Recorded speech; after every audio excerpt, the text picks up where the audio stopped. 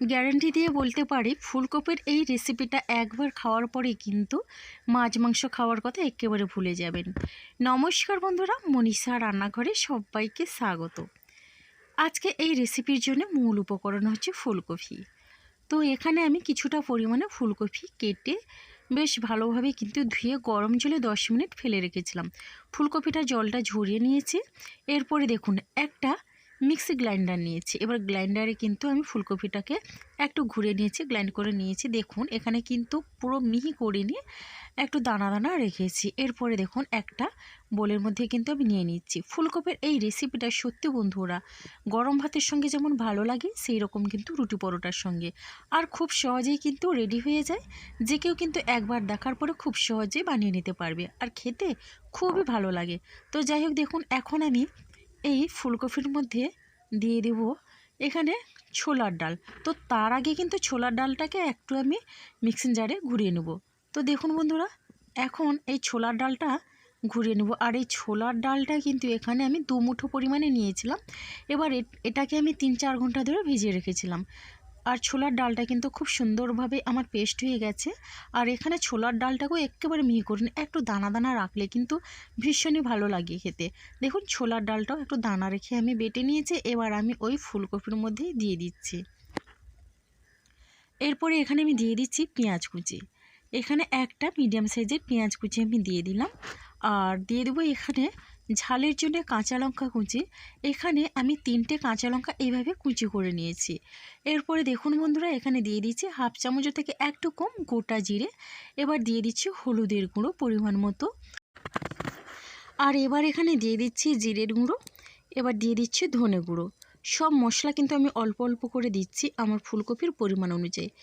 এবার অল্প পরিমাণে দিয়ে দিলাম এখানে গরম মশলা গুঁড়ো, আর দিয়ে দিচ্ছি ঝাল লঙ্কার গুঁড়ো। এবার বাইন্ডিংয়ের জন্য দিয়ে দিচ্ছি 1 চামচ পরিমাণে বেসন।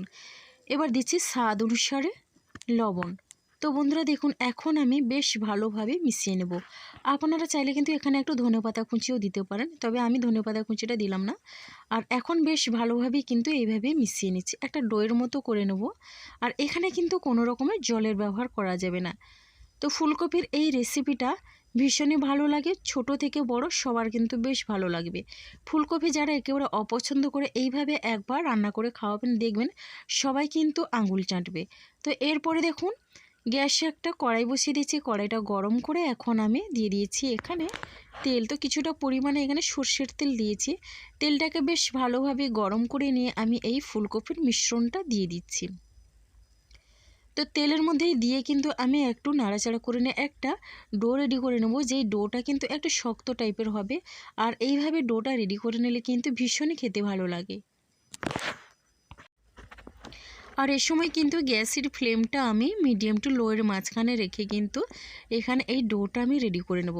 আর এখানে আমি ছোলার ডালের ব্যবহার করেছি। এখানে কিন্তু যে কোনো ডালের ব্যবহার আপনারা করতে পারেন, যে কোনো ডাল দিয়ে কিন্তু ফুলকপির এই রেসিপিটা দারুণ লাগে খেতে। তো দেখুন বন্ধুরা এইভাবে করে কিন্তু এখানে 3-4 মিনিটের মতো আমি এখানে ডোটা রেডি করার জন্য মিডিয়াম টু লো ফ্লেমে রেখে নাড়াচাড়া করে নিচ্ছি। মোটামুটি দেখুন এখানে কিন্তু আমার ডোটা রেডি হয়ে গেছে। আর এটা কিন্তু আর এর থেকে বেশি আমি শক্ত করব না, তাহলে কিন্তু ঝরঝরে হয়ে যাবে। তো এখন দেখুন এখন এই ডোটাকে নামিয়ে আমি ঠান্ডা করে নেব। তো তার জন্য এখানে আমি নিয়েছি একটা প্লেট। এবার দেখুন ওই প্লেটের মধ্যে এখানে আমি 1 চামচ দিয়ে দিলাম তেল। আর তেলটা এইভাবে হাত দিয়ে প্লেটের চারিদিকে এইভাবে দিয়ে দিচ্ছি। তো এইভাবে কিন্তু ভালো করে প্লেটটার গায়ে তেলটা মাখিয়ে নিলে কিন্তু আর এই রেসিপিটা বানাতে খুবই ভালো লাগবে। যেহেতু আমি এটা বড়ার শেপে বানাবো, তো তখন কিন্তু খুব সহজে এগুলো প্লেট থেকে তোলা যাবে। দেখুন গরম গরম আমি এই মিশ্রণটা এখানে দিয়ে দিলাম। তবে এটা গরম গরম ঠিক বানানো যাবে না, একটু ঠান্ডা হলেই কিন্তু এটা বানিয়ে নিতে হবে। দেখুন আমি এখন খুন্তি দিয়ে এইভাবে চেপে চেপে একটু পাতলা করে নিচ্ছি, মানে প্লেটের দিকে একটু ছড়িয়ে দিচ্ছি। আর দেখুন এইভাবে কিন্তু আমি একটা চৌকো শেপ নিয়ে নিয়েছি। তো এরপরে ছুরি দিয়ে একটু শেপটা আরও একটু ভালো করে নিচ্ছি। তো দেখুন এটা কিন্তু বেশি মোটাও হবে না, আবার বেশি পাতলাও হবে না। এটা কিন্তু বরফির মতো করে আপনারা কেটে নিতে পারেন, যে কোনো শেপে কিন্তু আপনারা কেটে নিতে পারেন। দেখুন এরপর ছুরি দিয়ে আমি এইভাবে লম্বালম্বিভাবে কেটে নিচ্ছি। ফুলকপির এই রেসিপিটা একবার হলেও আপনারা বাড়িতে ট্রাই করবেন, আর কেমন লাগলো কমেন্ট করতে ভুলবেন না। খুব সহজে কিন্তু রেডি হয়ে যায়, যে কেউ একবার দেখার পরে এই রেসিপিটা বানিয়ে নিতে পারবে। ফুলকপির অন্যান্য রেসিপির তুলনায় এই ফুলকপির রেসিপিটা কিন্তু খেতে লাগে অসাধারণ, আর বানাতে কিন্তু খুবই সহজ লাগে। তো দেখুন বন্ধুরা, এখন কিন্তু আমি একটা তুলে দেখাচ্ছি আপনাদের। খুব সহজেই কিন্তু এগুলো রেডি হয়ে যাচ্ছে দেখুন। আর তেলটা দিয়ে প্লেটের গায়ে আমি ঘষে নেওয়ার জন্যে খুব সহজে এগুলো কিন্তু প্লেট থেকে তোলা যাচ্ছে। তো এখন আমি এইগুলো একটু ভেজে নেব। তো তার জন্য কড়াইয়ে দিয়ে দিলাম তেল, তেলটা গরম করে নেব। তো এরপরে দেখুন বন্ধুরা, তেলটাকে কিন্তু প্রথমে হাইটে গরম করে নিতে হবে। এবার একটা করে কিন্তু আমি এই ফুলকপির ধোকাও বলতে পারেন, আমি দিয়ে দিচ্ছি। তো এইভাবে কিন্তু আমি প্রত্যেকটা ধোকা ভেজে নেব। আর একসঙ্গে কিন্তু বেশি দেব না, তাহলে কিন্তু ভেঙে যাবে আর কড়াই থেকে তুলতে কিন্তু অসুবিধা হবে। প্রথমে আমি এই 4টে ভেজে নিচ্ছি, আর এখানে কিন্তু একটু লাল করে ভেজে নিতে হবে, তাহলে কিন্তু খেতে বেশ ভালো লাগে। তো দেখুন বন্ধুরা, একটু উল্টে নেব, আর উল্টে পাল্টে আমি একটু লাল করে ভেজে নেব। এইভাবে লাল লাল করে একটু ভেজে নিলে কিন্তু ধোকাগুলো অনেকটা শক্ত হয়, আর কি বলুন তো, যখন এটা ভাজা হবে আর খুব সহজে ভেঙে যাবে না এবং গোটা গোটাই থাকবে। এইভাবে করে কিন্তু আমি এখানে প্রত্যেকটা ধোকা ভেজে নেব। তো দেখুন বন্ধুরা, খুব সহজেই এগুলো রেডি হয়ে যাচ্ছে, আর কোনোটা কিন্তু ভেঙে যাচ্ছে না। এবার এটা ভাজা হতে থাক, ততক্ষণে আমি এখানে কিন্তু ব্যাটারটা কিছুটা পরিমাণে রেখেছিলাম। তো এরপরে দেখুন, এখান থেকে আমি ছোট ছোট প্রথমে লেচির মতো করে কেটে নেব, আর এটা কিন্তু একটু গোল শেপে করে বানিয়ে নেব। তো আপনারা এইভাবে গোল করেও বানিয়ে নিতে পারেন, আবার লম্বা করেও বানিয়ে নিতে পারেন, যে কোনো আপনাদের পছন্দের শেপ আপনারা নিতে পারেন। তো দেখুন বন্ধুরা, একটু গোল করে প্রথমে একটু চ্যাপ্টা করে নিচ্ছি, আর এইভাবে ভেজে নিলেও দারুণ হয়।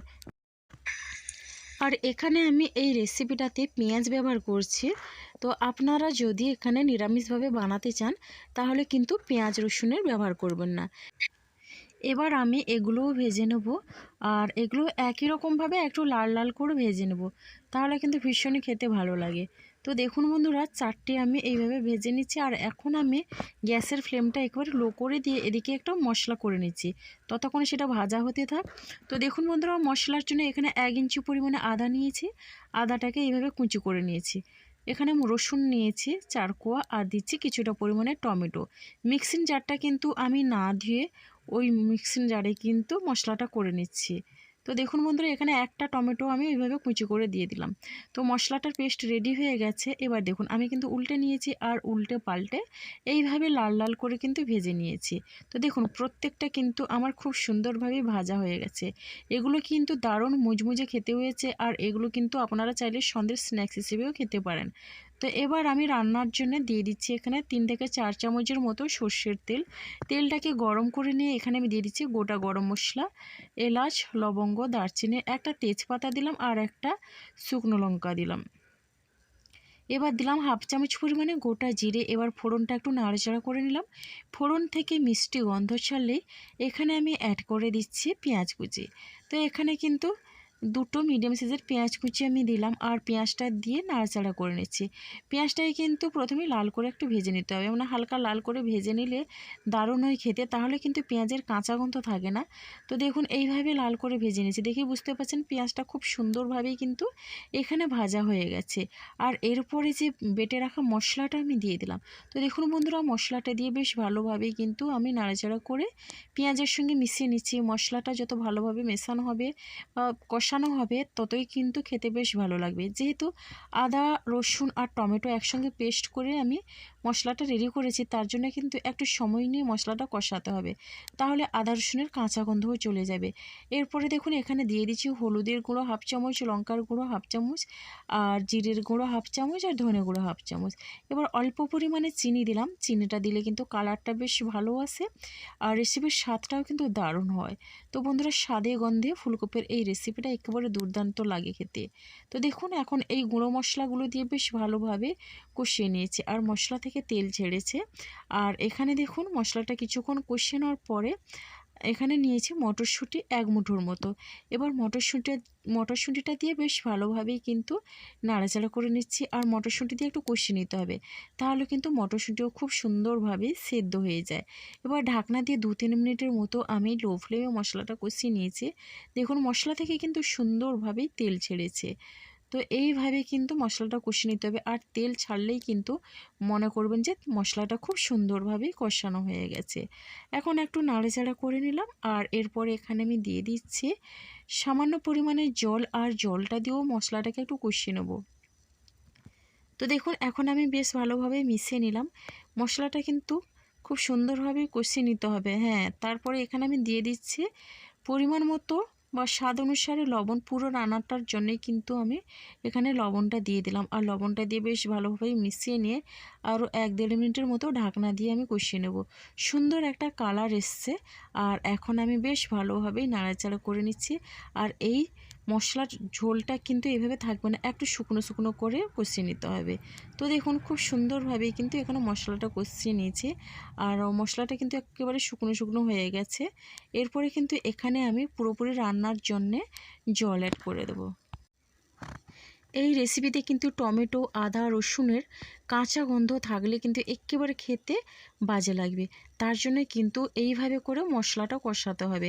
দেখুন আমি বেশ ভালোভাবে মশলা কষিয়ে নিয়ে জলটা দিয়ে কিন্তু এখানে প্রথমে কিন্তু হাই ফ্লেমে রেখে আমি ঝোলটাকে 5 মিনিটের মতো ফুটিয়ে নিয়েছি। এরপরে ভেজে রাখা আমি এই কোপ্তাগুলো বা বড়াগুলো দিয়ে দিলাম। তো দেখুন সবগুলো আমি দিইনি, এখান থেকে কয়েকটা আমি তুলে রেখেছি, সেটা কিন্তু শুধু মুখে খাওয়ার জন্যে। তো বন্ধুরা দেখুন এখন আমি এখানে দিয়ে দিলাম এই বড়া বা কোপ্তাগুলো, আর এগুলো দিয়ে কিন্তু বেশি সময় ধরে রান্না করার দরকার নেই। মিনিমাম এখানে 3-4 মিনিটের মতো আরও রান্না করে নেব। খুব সহজেই কিন্তু রান্না হয়ে যায়। দেখুন এখন আমি ঢাকনা দিয়ে এখানে 3 মিনিটের মতো লো ফ্লেমে রেখে রান্না করে নেব। তো দেখুন বন্ধুরা খুবই সুন্দর হয়েছে, রেসিপিটা দারুণ একটা গন্ধ বেরিয়েছে। তো নামানোর আগে এখানে আমি দিয়ে দিচ্ছি ধনেপাতা কুচি, আর দিয়ে দিচ্ছি সামান্য পরিমাণে গরম মশলা গুঁড়ো। এই গরম মশলা কিন্তু আমার বাড়িতে বানানো। তো দেখুন এখন আমি গরম মশলা গুঁড়ো আর ধনেপাতা দিয়ে গ্যাসের ফ্লেমটা আমি বন্ধ করে দিয়ে স্ট্যান্ডিং টাইমের জন্য রেখে দেবো 5 মিনিট। তো 5 মিনিট পরে দেখুন বন্ধুরা রেসিপিটা কতটা লোভনীয় হয়েছে, দুর্দান্ত কালার হয়েছে, গরম ভাতের সঙ্গে থেকে অসাধারণ লাগবে, সেরকম রুটি পরোটার সঙ্গেও। তো রেসিপিটা ভালো লাগলে লাইক, শেয়ার, কমেন্ট এবং সাবস্ক্রাইব করে আমার পাশে থাকবেন। তো আজকে রেসিপিটা এই পর্যন্ত। আগামীকাল আসবো আবার একটা নতুন রেসিপি নিয়ে। আপনাদের অসংখ্য ধন্যবাদ।